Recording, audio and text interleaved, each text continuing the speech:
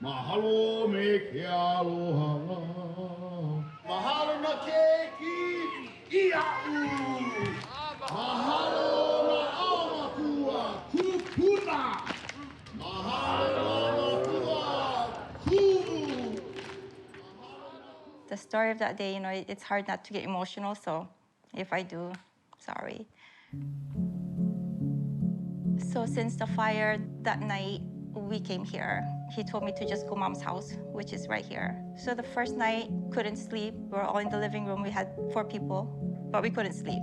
We were all just thinking about Lahaina and just praying and crying and praying and crying.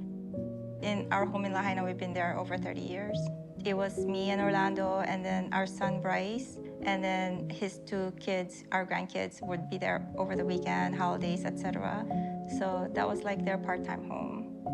And remember at 5 o'clock in the morning, I woke up again and the power was gone. We got a text from my boss saying, hey, since everything is in the computer, stay home and let's just play it by ear. So we're like, thank you, day off, yay. Me and my son would look at each other and say, it's so windy. All our neighbors' roofs were coming apart. They were like flying all over the place. Looking back, I wish that was our biggest problem, just replacing the roof. There was so much going on in the town. There were so many fires everywhere, explosions. But then I was still hopeful, like, okay, I'll see you tomorrow home. Yeah.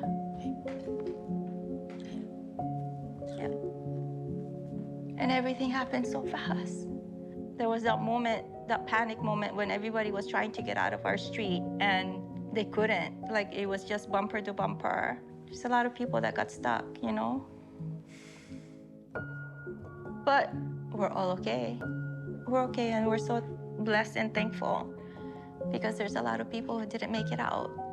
Friends of friends. So we're really one of the lucky ones. Yeah.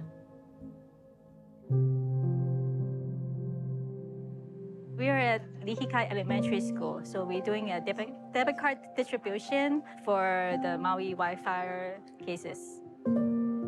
The people of Maui, Lahaina especially, they share information. So every day we have links of places that we can get help from. So I believe this came from a friend. We're probably in the same boat as everybody else, needing help during this difficult time. Today we were at the house where we're staying, and we saw crumbs on the floor, and it's not our house. So I was just telling Orlando, we need to buy a broom, right? And then I was telling these 2, they lost everything because they had a room in the house. So maybe get something for them, just little toys. They're plush animals. And what else do you guys have? Clothes. We want to say thank you for this, all the volunteers, everybody. So thank you. Thank you. You want to say thank you?